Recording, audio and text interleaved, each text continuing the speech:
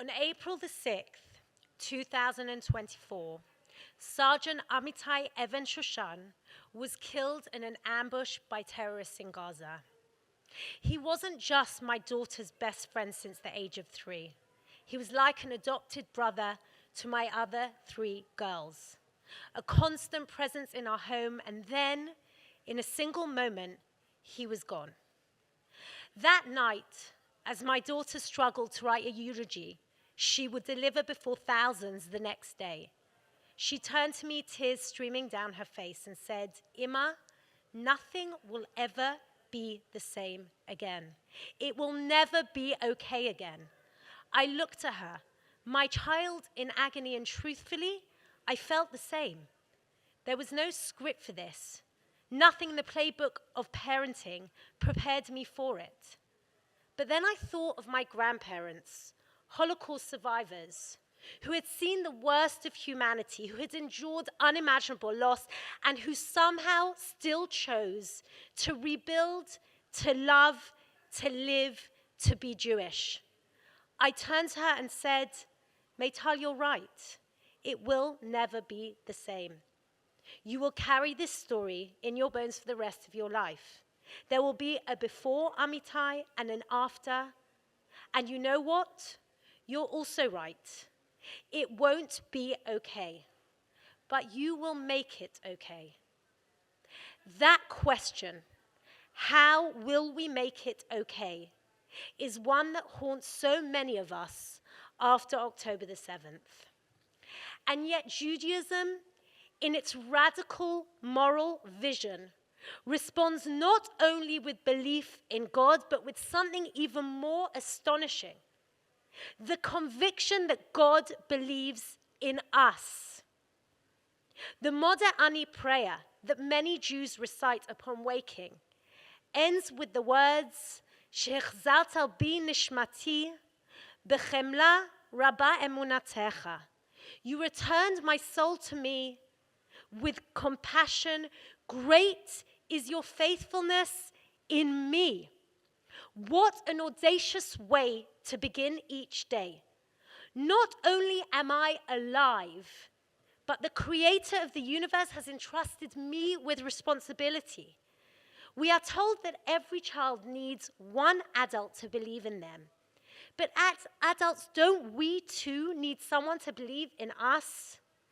Every morning, Judaism whispers, someone does. This is the foundation of the Jewish covenant, Brit. God partners with us, not because we are perfect, but because we are capable, because we have the power to choose and act. Rabbi Lord Jonathan Sacks, may his memory be a blessing, my teacher and mentor, said it best. Judaism is not the religion of blind submission. It is the faith of sacred responsibility. One of the most profound midrashim, rabbinic homilies, imagines a man walking past a burning palace. He stops and asks, "Where's the owner? Who built this house? Why is he letting it burn?" Suddenly, a voice calls out from within the flames and answers simply, "I am here." This, says the rabbis, is how Abraham's journey of faith begins. He sees a world that is full of evil and discord and searches for someone to fix it, to put out the flames.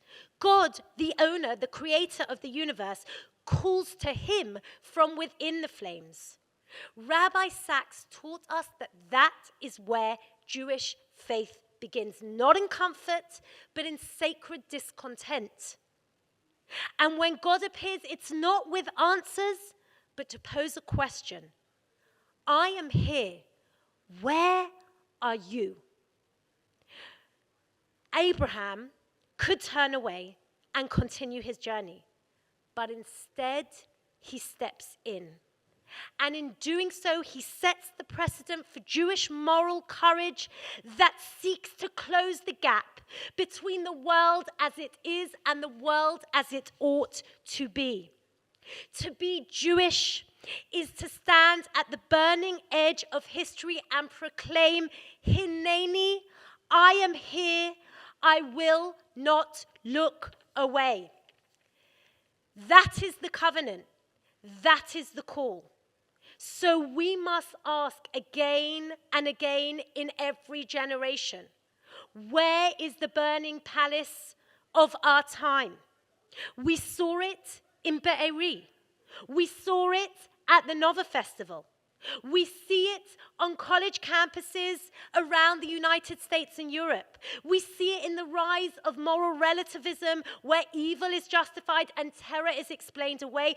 And we see it in the silence of those who know better but say nothing. The Torah does not say, you shall be safe. It says, you shall not stand idly by. The flames may look different today than they did in Abraham's time. Terror, hatred, disinformation, apathy, but they still threaten the moral architecture of the world. And if we don't rise to meet them, who will? Judaism turns us outward. It calls us on us not merely to believe, but to act, not simply to hope, but to repair the world, patiently, deliberately, step by step, not through grand revolutions, but through steady and committed effort. As the rabbis teach us in the ethics of our fathers, Lo alecha hamlacha ligmor, v'lo ata ben chorin lihibatel mimena. It is not your responsibility to finish the work, but you are neither free to desist from doing it. In his book, To Heal a Fractured World, Rabbi Sacks reminds us that the original use of the term tikkun olam, repairing the world, in the Mishnah is about pidyon shvu'im, redeeming captives. How powerful, how urgent, how tragically relevant. Judaism insists the world cannot be whole while our brothers and sisters are held hostage. A just society begins with dignity and freedom of every individual. Today, the flames still burn around us and within us. And once again, we are summoned to help extinguish them, because the truth is, it won't be okay unless we make it okay. Today, that same daughter who wept in my arms is an officer in the IDF.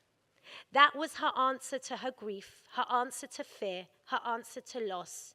She chose to step in. And so have so many hundreds of thousands just like her. And they are making it okay. Rabbi Sacks famously said, optimism is the belief that things will get better on their own. Hope is the belief that together we can make them better. This is the sacred task of the hour, one that AJC and the rabbinic leaders here have carried forward day after day, year after year. It's why Israel's national anthem is called Hatikva, the hope, a testament to our belief that together we can make things better. We have made it okay before. We will make it okay again. Od lo avda tikvatenu. Our hope is not yet lost. Thank you.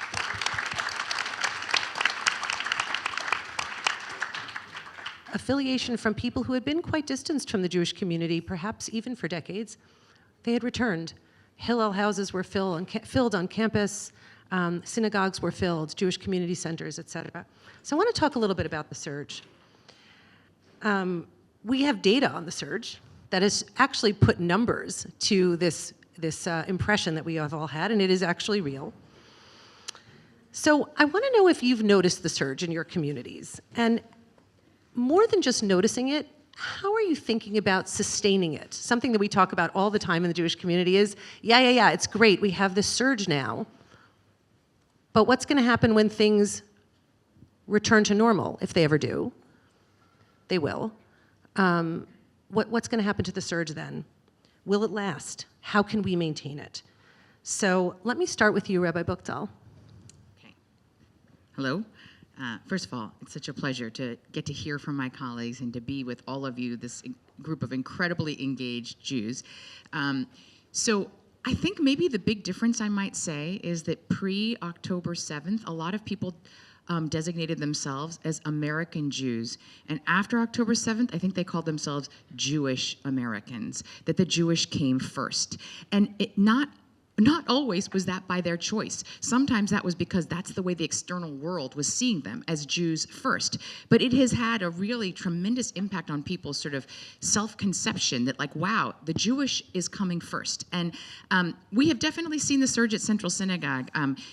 Literally since October 7th, our sanctuary has been filled up to the balcony literally every week. It's now, 20 months later. We still are full to the balcony on every Friday night service. And we are seeing, we saw a rash of people who wanted to sign their children up for Hebrew school who suddenly woke up and said, oh, maybe I was going to do that private bat mitzvah thing, but actually I need to be in a Jewish community, and that has swelled our ranks of religious school. Maybe the thing that has, my daughter and son are both in college, on a college campus right now, and just to see the difference between my senior and my freshman in terms of the engagement at Hillel. It used to, my senior, when he was a freshman, it was like hard to get kids to come to Hillel. My daughter is saying that it's literally filled to overflowing Shabbat dinner every Friday night. So I think that I'm glad that there's data on this. I have seen this in every group that I'm talking to and demographic, that there is a surge of reinvigoration. Perhaps the data point that I want to share with you that has been most inspiring and surprising to me is that we have a very large conversion program at Central Synagogue. It has literally doubled since October 7th. There are over 300 people that are in our conversion program, people who want to join the Jewish people after October 7th. Now, some of these are people, I would say a majority of them are people who are in a relationship with someone who's Jewish, but many of them have been in a relationship for maybe a decade, maybe more, maybe they've raised Jewish children. After October 7th, they said, I realized that it wasn't enough for me to say I'm part of a Jewish family. They realized I am a Jew and I want to stand up. Some people said very moving things that, like, I felt like when we lost 1,200 Jews on October 7th, I wanted to add to the ranks of the Jewish community. And I found this astonishing, that at a time when the Jewish community has never felt more vulnerable or alone, I think in my lifetime in America, that there's also been so many people who've stood with us and not just said, we're with you, but we are now a part of you. We are going to join you. So I can't tell you like what this has been. Maybe my most challenging chapter as a rabbi. I'm going to imagine that my colleagues would say it's been such a challenging chapter, but it's also been a time of tremendous meaning, a sense of urgency for the mission that we have, and a sense of also finding who our friends are in this community that's also been deeply inspiring. Rabbi Cosgrove. So thank you, Laura, and thank you. It's an honor to be here and to be here with AJC amongst friends. And Steve, you're sitting in the front row like you do in shul, so it's great to see you. Look, I agree with what Rabbi Buchdahl just said, that by any metric, whether it's Jews in the pews, whether it is people signing their children up for Hebrew school, for the early childhood program, philanthropy, advocacy, as evidenced by this packed room. Everyone is looking to find their lane, how they personally can step up. We all have different arrows in our quiver, and whether it is giving, whether it is advocating, whether it's joining a solidarity mission to Israel, which have been oversold and shut down for being oversubscribed. My experience as a congregational rabbi has been one of people stepping up to this moment. Call it October 8th Jews, call it the surge, a tribal moment, the Great Awakening. There's different names to it, but it all sort of expresses the same thing. And as Rabbi Buchdahl said, it comes with the underbelly of trauma and of pain. One of the distinctions that I make is the difference between Genesis Jews and Exodus Jews. The concept isn't original to me, but the idea of framing Jewish identity in a post-October 7th world, in the sense that in the book of Genesis, God says, go forth to Abraham, that you should be a great nation, a blessing, and all the nations of the earth shall be blessed by you. And then in the book, this is a positive pull of who we are as Jews, what we're proud of, the positive associations. And then in the book of Exodus, in the very first few verses, it says, a new Pharaoh arose who didn't know Joseph, who feared the Jews to be a fifth column, who designated them as other and therefore to be oppressed and ultimately in servitude. This is the push of being othered by our oppressors, by those who hate us. Now, American Jews and the Jews in my congregation may or may not have defined themselves as Genesis Jews prior to October 7th. Everyone found themselves expressing Jewish identity in their own coin. But on October 8th, we all became Exodus Jews. We all knew what it meant to be othered on that, whether or not that is the crimes and atrocities perpetrated on the day itself, or what happened on college campuses, or in our own spheres. We understood what it meant to be othered as American Jews. For many, and this goes to the whiplash, for the first time in many people's lives. And so to this question, Laura, the question is, how do you extend this Genesis Jewish identity beyond this moment of trauma? And I think we need to name 571 days in that we are still in trauma, right? Unlike, and let me be very careful how I say this, especially with the words that introduced this program. We know as Jews how to sit Shiva, go through Shloshim, go through a year of mourning, and re-engage with life. The disorienting element of this is with 59 hostages still in captivity, with the war still happening, we are not yet at a point that we can be reflective and retrospective about this moment. The challenge, I think, though, is we need to figure out how to walk and chew gum at the same time, meaning we need to be eyes wide open as advocates to the real existential threats that Israel faces, the threats that American Jewry faces, but as Steve said at the beginning, refuse to let our haters define our Jewish identity. It was great to be a Jew on October 6th. It's great to be a Jew today. We did not get into this work to become de facto advocates for, I don't know, that we could have worked for, I don't know if I could have worked for AJC, but we teach Torah. We teach Torah, right? We create Jewish identity. That's why we went into this work. That's what we have to focus on. Yeah, I'm trying really hard not to talk too much. I just want you all to know. But I have an It's anecdote hard for that's rabbis. just too beautiful not to share, which has to do with what Rabbi Btall just said about this surge and who's coming forward. We had a bris in our synagogue a couple of weeks ago, and the baby was named Kafir Ariel. And many of you know that those are the names of the two Bibas boys who were murdered.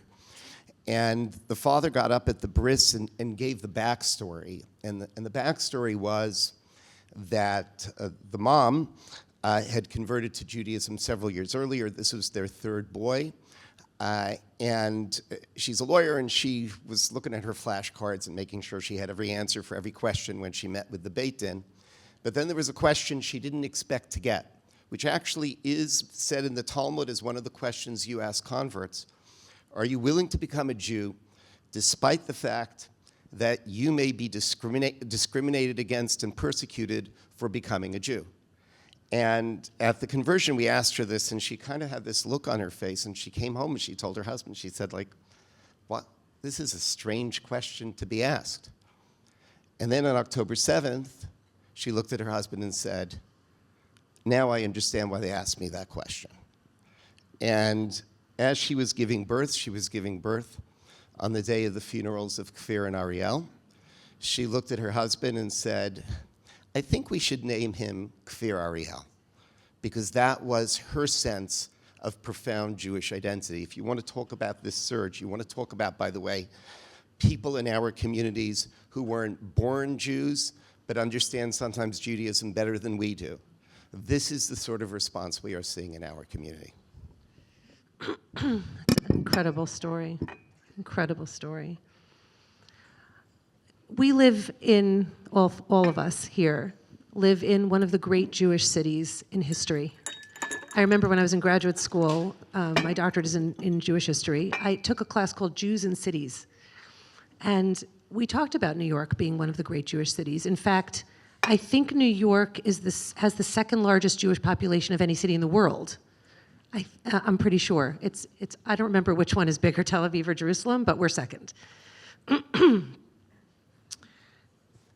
At the same time, this city has suffered enormously from anti-Semitism. I don't know how many of you saw, but the New York Police Department came out with statistics that in 2024, the majority of hate crimes, not religion hate crimes in general, were committed against Jews in the city, 53%. So 47% against every other minority group combined, and 53% against Jews. So I wanted to ask you how anti-Semitism has impacted your communities. How do you talk about this with your congregants? It is a difficult conversation. It's already come up as you've spoken. It comes up in the sense of we don't want to live in fear, and yet maybe we do. Rabbi Davidson, let's start with you. A couple of weeks before the High Holy Days in 2023, I was standing outside KJ with Chaim and Mark Levine, and we were advocating for a change to some of the local laws dealing with the prosecution of hate crimes, specifically swatting. All of us, and those of you who don't know what swatting is, we're dealing with it. So someone would call in a bomb threat to a synagogue, knowing that the synagogue's services were going to be on live stream, and then they could turn on their computer and watch the chaos that they had created as the SWAT team came and everyone evacuated. So we were dealing with this. I mean, the ADL, AJC, every organization reported that the spike in anti-Semitic hate crimes was already surging. This was just an intensification of what we were already dealing with. On college campuses, we knew that those who were presumed to be supporters of Israel were already being excluded from other social justice initiatives because of that support. In the academy, students were already facing challenges in their classrooms as professors were talking about Israel as a neo-colonial apartheid state. This was just a ramping up of what we were already dealing with. And so in many ways, I think our institutions, sadly, were already prepared to respond. And I think because of that, we've actually begun to be effective in certain settings. I think we've begun to be more effective on the college campus. We've begun to be more effective, as I was talking about, in some of the local secondary schools. It's going to take continued work. But I wish I could say this was new, but this just wasn't all that new. Rabbi Btall. I just want to affirm that as a immigrant from Korea who grew up in a tiny Jewish community of Tacoma, Washington, New York Judaism loomed very large for me, and it was like the mythology of like New York Judaism, and I can't even believe that I now run a synagogue in New York. It is, it's like a fantasy come true, but New York, because of that, and I don't think it's just a mythology, it has a thickness of Jewish intellectual, cultural vibrancy and everything else, but because of that, it's also a target, unlike any other for the Jewish world. I would say that about 5 or 6 years ago, I'm now forgetting, I went to an AJC rabbis meeting. It was when Josh was in charge of the Rabbinic Council. And I remember we heard from the AJC representative in Paris. And she said, and we were all worried about anti-Semitism in France. This was not on our radar in America in the same way.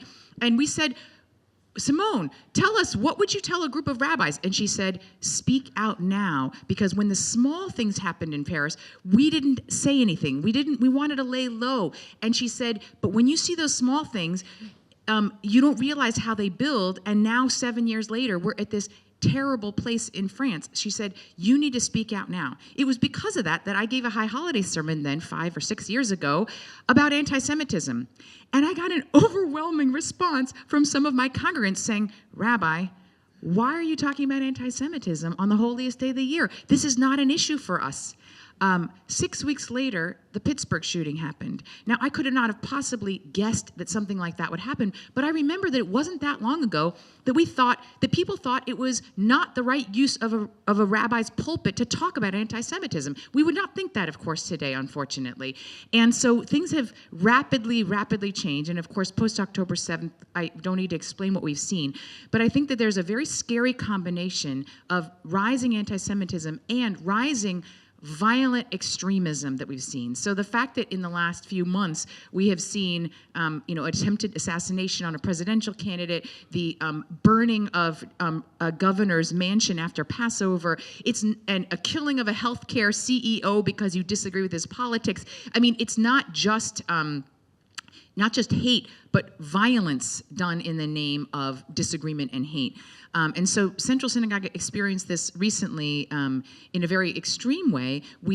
There was someone who threatened to come and kill Jews at Central Synagogue on Shabbat. Come and join me. He put this on X. And now you could say this is just a crazy person talking, but as it turned out, we were very, very fortunate that the Community Security Initiative found this at 2 o'clock on a Friday afternoon. And so they decided to take a search warrant on this man, and they found him. Well, he had driven from Utah and was already in Philadelphia making his way to Central Synagogue. And so they were actually able to apprehend him at the Lincoln Tunnel just an hour before services were to begin. So this was, and I shudder to think of what would happen if that initiative, which by the way was a post-Pittsburgh initiative that happened in this community to help protect Jewish communities, but if it had not been stopped, and he literally announced to the world that he intended to just kill Jews, and that this was and he made a pointed threat. So this is the world we're living in today, and we're very aware, I think, as rabbis in New York, that New York Jewish life is a particular target. All I will say is, very unfortunately, Central Synagogue has more than doubled its security budget. We already had, of course, metal detectors and armed guards and all of the things you had many, many years ago, but it is still now doubled because now we have to have people who are looking online and doing all sorts of cybersecurity and other kinds of things. But what is our option? Because what we have to do is make sure that Jews still come. And I will say, the one thing I will say that is, after Pittsburgh, when we were all afraid, our synagogue was filled to the rafters, standing room only. After Colleyville, our synagogue was filled to the rafters, standing room only. After October 7th, when people said jihad, our sanctuary was filled to the rafters. And that, to me, is one of the things that makes me most hopeful, because even when people were afraid that the most dangerous place to be was to show up at synagogue on a Friday night after a terror threat, they showed up in droves. And so we have to create a community that's safe enough that people can still continue to show up and be strong. Beautiful.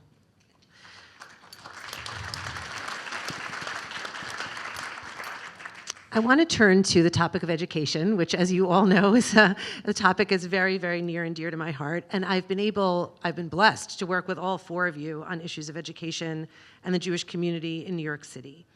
I want to start with you, Rabbi Steinmetz. So we share a deep love for the Ramaz School, which is the yeshiva day school that's connected with KJ, with your synagogue, and also the place where my husband serves as the upper school principal. Doing an amazing job. Thank you. I agree. AJC has collaborated quite a bit with Ramaz, including, we actually most recently, and we've done it twice already, I don't even know if you know about this, we brought Ramaz's director of college guidance to meet with Jewish parents who don't have their kids in Jewish day schools, whose college guidance folks maybe don't know how to help Jewish families think about college. And we also had her speak to a National Association of College Guidance Counselors around the country. So that's been incredibly helpful. I'm wondering how you see the role of educators in meeting this moment. And then I'm going to turn to the three of you as well, because we've worked on an initiative together, which we'll talk about in a moment. Look, I mean, I think for Ramaz, it's actually really different because it's a Jewish day school. In other words, students who go to some of the other private or public schools have a very, very different experience. I mean, I think that just to frame this, we need to know as Jews in America that our identity is deeply affected by being a minority.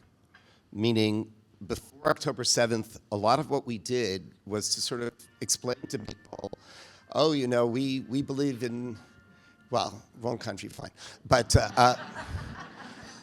it's, in America, we believe that, you know, first of all, we were loved. I mean, 2023, before October 7th, there was a Pew survey where the Jews were the group with the greatest positive plus number of any religious group in America.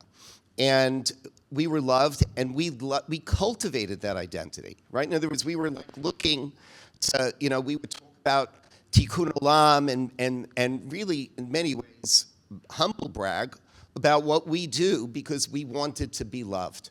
And minorities are vulnerable, and minorities are very aware of how others perceive them.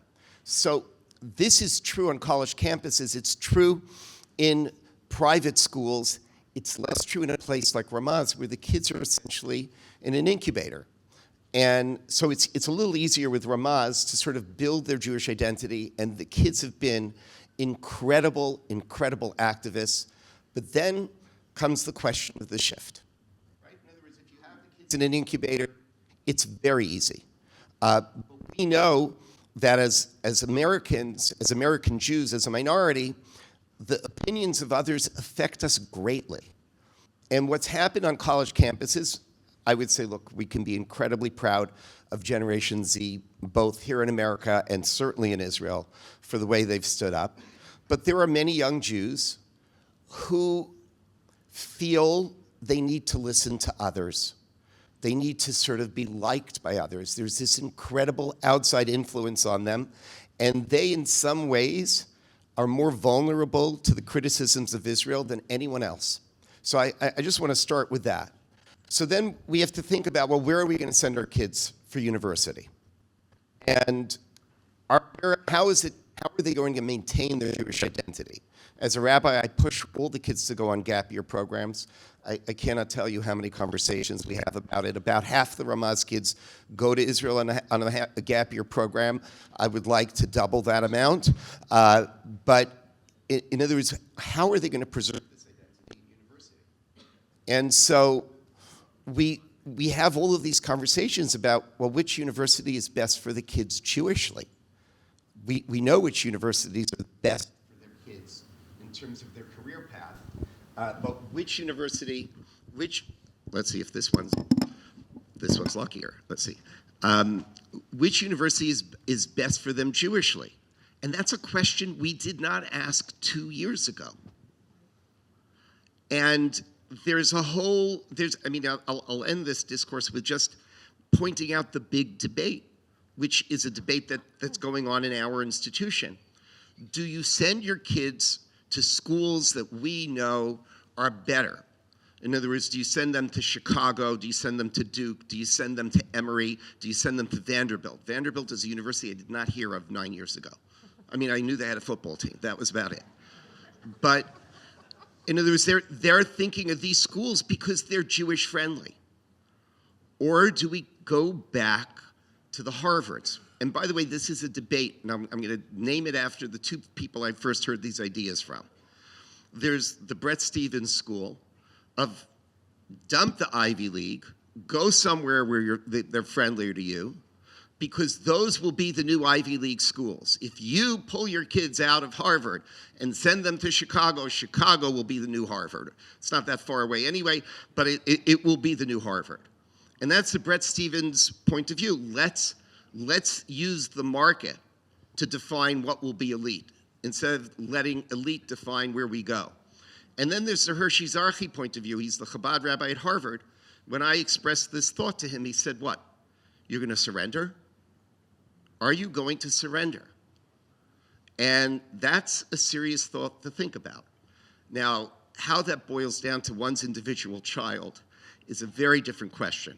We could talk from the larger perspective where we should send Jewish kids, but ultimately, for each parent, it's about their child.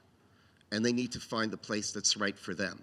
And for a lot of parents, I will tell them, send them to a school that will be Jewish friendly, because that will be a better experience for them, and that will make them into better people and better Jews.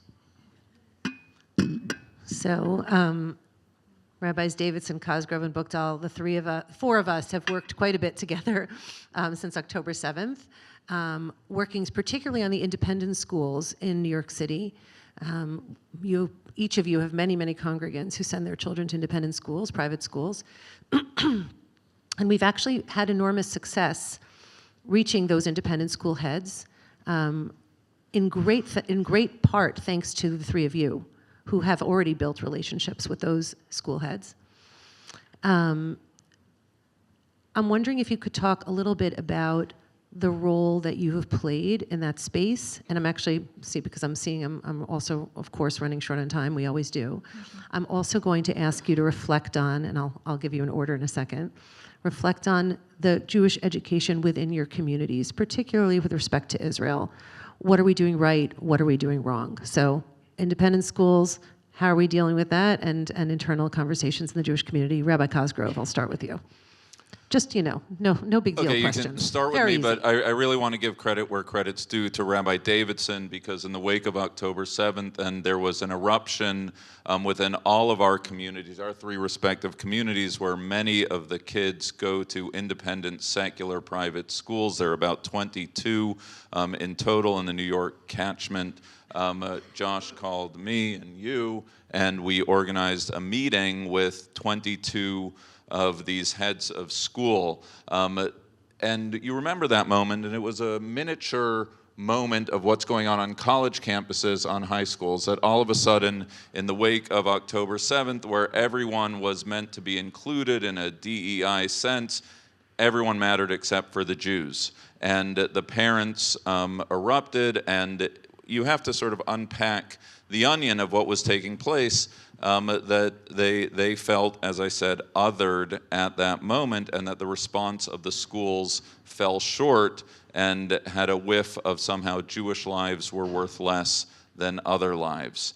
And when we, and everyone became an observer, right? Why did, not everyone's from New York, apparently, but the, right, Riverdale sent their letter out on Tuesday, but Spence sent their letter out on Wednesday, and Horace Mann had a comma here, and Alan Stevenson didn't, and therefore they must be anti-Semitic.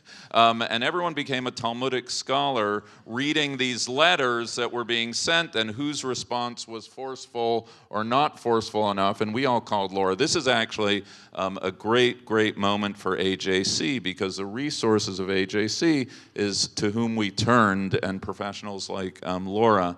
And at that moment, when we brought everyone together, and Josh, I don't know if this was your experience, but there wasn't two observations. Number one, there wasn't an anti-Semite amongst them, right? These were heads of school who were just trying to make their budget, deal with teacher issues, cranky parents, whatever it was, and all of a sudden, these parents who had hitherto not identified themselves as Jewish as their primary point of identity, all of a sudden were for Brenta Zionists and, everything. And where did they come from? Where did they come from? And that meeting was turned into sort of more of a support therapy group. Oh, you're dealing with that? Oh, I have a parent like that. You're dealing, and we became a support system for these heads. Now, there were things that needed to happen, and maybe we can get into that, and it has been a whole new chapter of my rabbinate, going in, talking to the parents, talking to the students, working with AJC. We just had a big teen summit this past Sunday at my synagogue, giving our kids, and I'll just maybe close with this, but it has, I think, and Chaim, I think you were getting at this, there are two different tactics. There's us against them, or there's let's work together with the administrations. I realize that there's a diversity of views on what's going to bring about results. Our tactic, I believe, has been one of we are your partners in order to effectuate the needed change and curricular design. As for where I would go with this story, I think there are three steps. Number one, the Jewish story, the Zionist story, is a proud story. The Jewish right to self-determination in their indigenous homeland. Somehow we fumble over that simple sentence. It's a sentence to be proud of, and I think we need to teach it better and more forcefully to the next generation. Number two is I think we need to teach the counter narrative. I think it's educationally a dereliction of duty. Proud as I am of that first story, we need to send our kids out into the world knowing that there are multiple narratives and they can't experience that for the very first time when they're on a college campus. It's our educational responsibility to do that. Number three, and I'll say the most controversial thing maybe, or maybe the most self-evident thing, somewhere along the way, and this goes back to what I said earlier, the American Jewish community made a category error substituting Zionism for Judaism and Judaism for Zionism. These are two different things. And when we tell our kids that their support for this or that Israeli government is the threshold of entry into the organized Jewish community, we're doing them and our Judaism an incredible disservice. So send them into the world with a proud Jewish identity. Rabbi Davidson, Rabbi Buchdahl, and if you want to add something, please do. I mean, I think Elliot covered it really He well did. in terms of You the did independent great. schools. That was I will great. I will just add something about how we approach this educationally for this next generation. And I think that we have maybe the best educational model that is ancient, which is the model of machloket, which literally means, sacred disagreement. And this is not just about disagreement and learning how to disagree civilly. It's actually about the idea that when you are sparring with someone who thinks differently than you, you will actually come to better ideas. You will actually have to be more intellectually honest with your arguments. If you know that joke, two Jews. What's the second half of that? Two Jews, three opinions. Right. Now, I've always wondered about that joke. I was like, I don't get it. You could disagree, so why isn't it two Jews, two opinions? What's the third opinion? And I actually realized when I studied this, the idea of machloket, when you learn about chevruta, people who study together who have different ideas, when they actually spar with each other, they come to some understanding that transcends whatever was the understanding they had previously. That's the third opinion. It's not your opinion and then the opposite opinion. It's the third opinion you come to when you've actually sparred with someone who disagrees with you and you come to some higher truth. So I want to encourage us to go back to the ancient educational tool of machloket. So don't just talk in your bubble with the people who agree with you all the time. Actually read opinions of people who think differently. Talk to people who feel very differently than you. And one other piece of this that I really want to add, especially about our young people, we have made a categorical mistake when we have made the opposite of being pro-Israel, being pro-Palestinian. I want you to know, and I want to be on the record, that I am a rabbi who is pro-Israel and I'm also pro-Palestinian. To be a Zionist means that I believe in the right for self-determination for the Jewish people. How can I feel that and not think that Palestinians have a right to self-determination to live with dignity as well? I don't know exactly what that looks like. That is not what I'm very good at as a rabbi. But I think that when we decide that those are the two opposite ends of the spectrum, then if you have well-meaning liberal Jews who care about what happens to Palestinian people, we're saying you are the opposite of being pro-Israel. And that's for many of them, that's the opposite of the truth. They actually can care about both of these things. Now, what we should be is, if you are pro-Israel, the opposite should be extremist, violent, jihadist, violence, right? And All of us should be against that. There should be a whole way that we pull everyone on our team. If you are against the kind of violent religious extremism that leads to what's happening in Iran and led to 9/11 and everything else, then you should care and be for Israel, because Israel stands against all of that. So let's not make the dichotomy about being pro-Palestinian. We're anti-Hamas and extremism. That's very different, and we have to separate that out. And this will enable many, many more of our young Jews who are in pain about what's happening in Israel and in Gaza to know that they're still part of the larger tent of the Jewish community.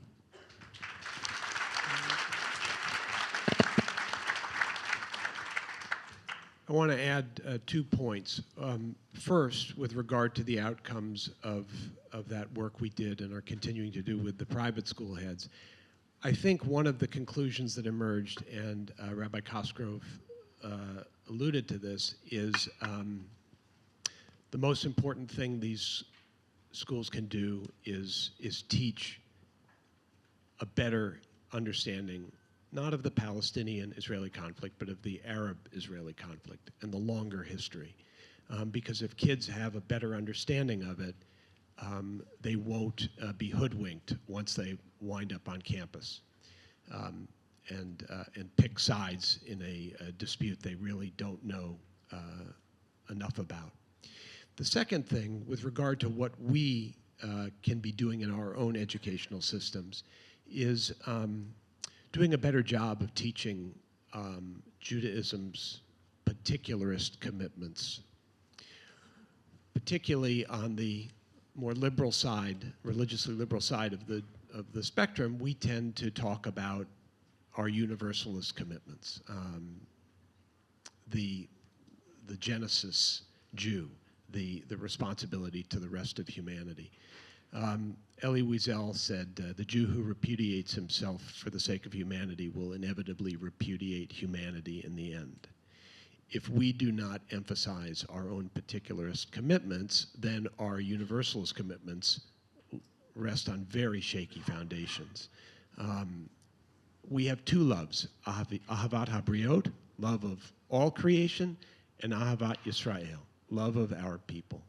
And those 2, one does not compromise the other. They, in fact, enrich the other. And particularly on the liberal end of the Jewish community, we have to do a better job about Ahavat Yisrael. Tikkun Olam is obviously something we stand behind.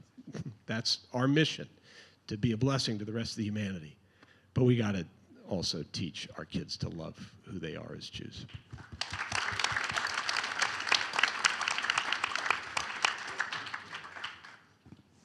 I'm going to do a lightning round, and then we're going to go to audience questions. And the lightning round is this. I want to come back to what Dr. White talked about a moment ago, a bit ago, about Rabbi Jonathan Sacks's differentiation between hope and optimism. Hope being something we can work toward. What gives you hope? We're just going to go down the line. Rabbi Steinmetz, what gives you hope? But lightning round, because I'm sure there's a lot of questions out there. Gen Z. Seriously, Gen Z, particularly in Israel. There was this great newspaper article 2 months after the war began, where they said, the generation of TikTok, ein kamohu, there's nothing like it. And that they expected nothing of this generation because all they do is look at their phones and watch TikTok. And they ended up becoming the most dedicated, courageous soldiers. So here you go. You're watching a surge, and we're seeing this on campus. You're watching a surge from people that until now you might have said, oh, they're superficial. They're not going to be able to do this. And boy, they have made the Jewish people proud. Rabbi Btall. I've seen some of the most interesting, creative, thoughtful, entrepreneurial Jews who use their prodigious talents out in the world. The founder of Soul Cycle, a Broadway producer. Suddenly, all of them post-October 7th, they're like, I want to put my energies in the Jewish world. And so we are going to see, and we are already seeing, a renaissance of like some of our most gifted, creative, entrepreneurial Jews in the world who kind of thought of themselves as American first, saying, I want to put my talents into the Jewish community. And we're already seeing the ways that those things are impacting and the kinds of things they're doing for our community. And it makes me very excited and hopeful. Rabbi Cosgrove. Being a Jew is about working towards a destination independent of whether we get there. Whether it's Abraham's journey, whether it's Moses going through the desert to the promised land, whether or not he was going to get there, Jeremiah, Ezekiel looking to return for 2,000 years. Up until 1948, we concluded our Sidarim with Lashana Haba B'Yerushalayim. Next year in Jerusalem, think of all the places that was said, that it was never realized. It is hard right now. This moment is a moment that demands and calls for spiritual resilience. We're all tired, we're all exhausted. We can't believe that we are still in the midst of this never-ending war. It's hard. It's hard, but to be a Jew is to seek to achieve something, whether or not we get there. And so as long as we have breath to breathe, we look for this vision of Israel at peace and the Jewish community secure and safe. And Rabbi Davidson. One of our greatest successes is our program for Jews in their 20s and 30s. We have this ambit of a couple of thousand young professionals who come into Temple Emanuel for programs on a monthly basis. And a significant number of them have actually joined Emanuel. The fastest growing demographic at Temple Emanuel are Jews in their 20s and 30s. And to me, that is an extraordinary signal of hope in the future. Amazing. We have a little bit of time for audience questions and answers, and we have some mic runners out there in the audience who will be able to run and give you a microphone. Janice. Hi, it's not a question, it's just... Say your name and where you're from. I'm sorry, Janice Ellen, Atlanta. I sit on Dr. Laura Shaw Frank's Committee for Jewish Life. I just want to say, kol hakavod to each of you, all four of you.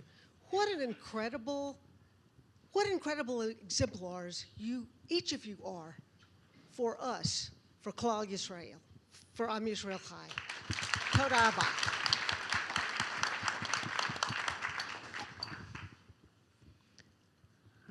Over here.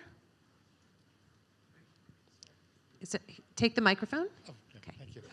I think it's very impressive about what you've done with the private schools. I'm from Chicago, where there are not a lot of private schools. We have a mayor and a teachers union that is very, very anti-Israel. How do you or we get the school systems, the public school systems, on board with the kind of program that you have been able to do with the private schools? Well, maybe I'll start, and then I can turn it over to the rabbis who may want to add something. So we're doing a lot of work in that regard, so we should talk. AJC, and as you can see, this group of esteemed rabbis, we believe in relationship building. We believe in long-term relationship building, and we see that that is a really key way to make change. We have toolkits for public school administrators, private school administrators. We have resources for them to go to in terms of curricular work. We have expectations that we tell them. We will be your partners, and these are the things that you need to do. It takes relationships. It really takes trust, and it takes time. But we'll talk. I would only add that that one of the things that AJC has done, I think you know, in many different demographics is take people, leaders, on trips to Israel. That not only helps them understand it better, but also it builds relationships among the people. And so I know that AJC is sponsoring another trip for private school heads to Israel this summer, and I know many people who are going on it. So also that is just one of the tools. AJC is your partner in this work, for sure. Thank you. Let's see. Right back there. Yeah. Hi, my name is Lauren, and I'm from Phoenix, Arizona. I'm a current college student at Washington University in St. Louis. But I transferred my sophomore year because of anti-Semitism from a small liberal arts college, so I wanted to know what advice you have for current college students. I'm going into my senior year, so close to graduating, so both as a college student and also someone going into the real world soon. Have you thought about rabbinical school?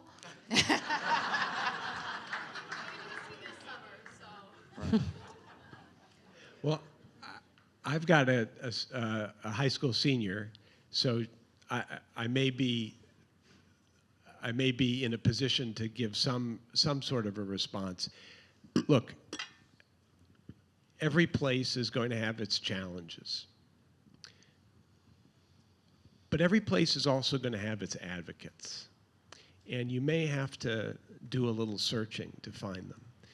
They may not be in exactly the place where you think they will be, but they'll be in sensitive professors, and that they may be in coaches. They'll be in fellow students.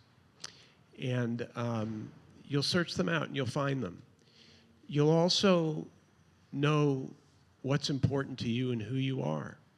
And you'll hold fast to that identity and those values.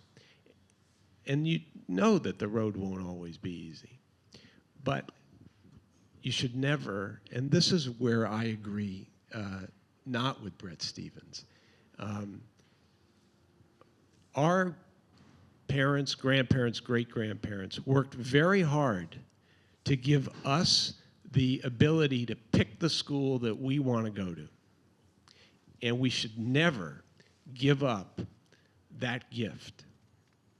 So you just know who you are, what's important to you. You'll find the people around you. Yeah. I would also just jump in and just use a sports metaphor. Two things. First of all, find a team. Wherever you're going to after school, Rabbi Davidson was just talking about his synagogue on Friday nights. Our synagogue also, we have 300-400 young professionals coming every Friday night for a holy hour, happy hour. I didn't name it. I love it. But in any case, find a team, number one. Second of all, remember you're not just playing defense, you're playing offense, which means you need to push out proud. It's not like, how do I respond to someone who's going to say something anti-Semitic? How do I exhibit my Jewish pride? How do I let people know I'm Jewish, I'm pro-Israel, and I'm not embarrassed about it, and that I'm not going to be pushed back? So I think that is really critical to recognize that you need to find your team, you need to be proud, and you need to, so to speak, go on offense, go forward, and be who you are, and don't let other people define who you are. Put me in, Coach. Over here, I don't know, Corey, where are you? Okay, great, right here. Thank you so much for this incredible discussion. My name's Sue Stolov. I'm from Washington, D.C. I wonder if we as a community have missed an opportunity by not recognizing Jewish American Heritage Month proudly in our communities. And when I asked the people talking about ethnic studies, liberal ethnic studies, you know, what can we do to protect our communities from this and watch out for it? They said to me, well, what does your community do? What does your town do? What do your schools do for Jewish American Heritage Month? So I'm curious to know if you have any thoughts on how we as communities can move the Jewish community forward. You know, are we missing any opportunities by not proudly recognizing and promoting Jewish American Heritage Month in our communities? I'm going to plug for a minute. Next week, AJC will be releasing resources, as we've done for the past few years, resources for Jewish American Heritage Month, which is the month of May, and that will include toolkits for reaching out to educators, elected officials, corporations, et cetera. Letters that you can send to those in your communities. Remember, it's a whole month, so you have a whole month to reach out. So AJC has been focusing on it. We will continue to focus on it. I don't know if any of the rabbis have something to add, but I think it's very important what you raised, Sue. It's an incredibly important thing. This is a moment for us to show America what we've contributed to this country, and that we have been a passionate patriots in this country for many, many centuries at this point, long before America was even a country. I will just add one quick thing. It happens to not only be Jewish Heritage Month, but also AAPI, Asian American Heritage Month. So I get more asks in May. They're like, oh, we'll get the Asian rabbi 2 for 1. Okay. But I would say that one of the things that I really hope that we focus on is, and Dara Horn talks about this a lot, that almost the only thing that is ever taught about Jews is dead Jews. It's the Holocaust. And that's the only thing that's taught about Jews in schools all around the country. So I really hope this is an opportunity for us to talk about Jewish ideas that we brought to the world. Everything from the idea of monotheism to Shabbat and ethical principles. These are incredible things. Live Jews who are actually doing amazing things. So like I would hope that this is not just about the month of May, but in general, if we can get communities to educate about what Jewish civilization is about, not just about the horrible things that have happened to Jews. Okay, I think we have time for one last question. Whoever Aaron Bregman pointed to. Aaron's Director of High School Affairs at AJC. Hi, my name is Liza, and I'm a high school senior from here, from New York. I go to a public school. And I've kind of always identified myself as both pro-Israel and pro-Palestinian, which is what you were saying, Rabbi Btall. But I find that whenever I identify that way, I get a lot of raised eyebrows, and that people don't really understand or accept that as a position, whether it's someone who's anti-Zionist who thinks it's kind of a cop-out, or other Zionist Jewish teenagers or adults who think that I'm in some way betraying my Zionist identity. But I agree that for a lot of young liberal Jews, that is how they resonate with Judaism. And I'm curious how you make the argument or how you convince people that this is a position that's legitimate and that can be a valid way to put yourself into the world. Great question.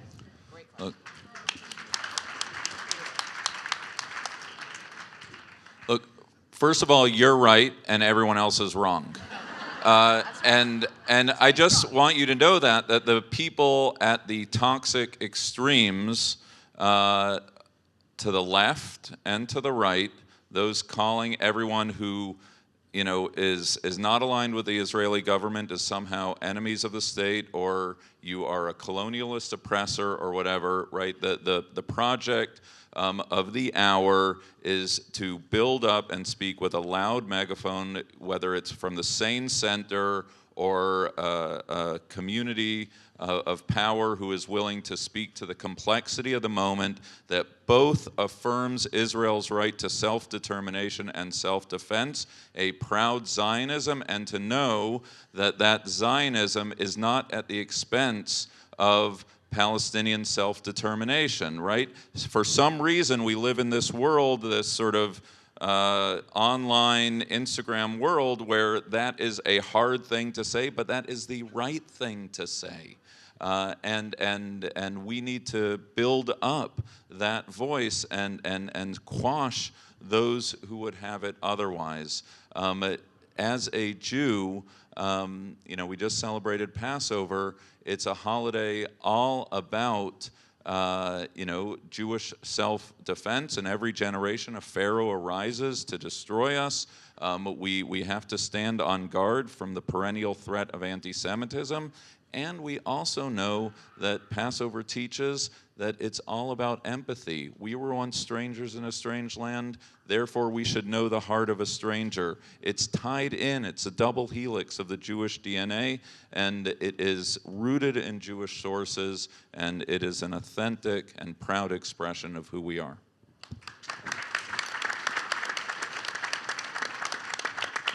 I want to thank this incredible, incredible group of rabbis. The Jewish community is blessed to have you among our leaders.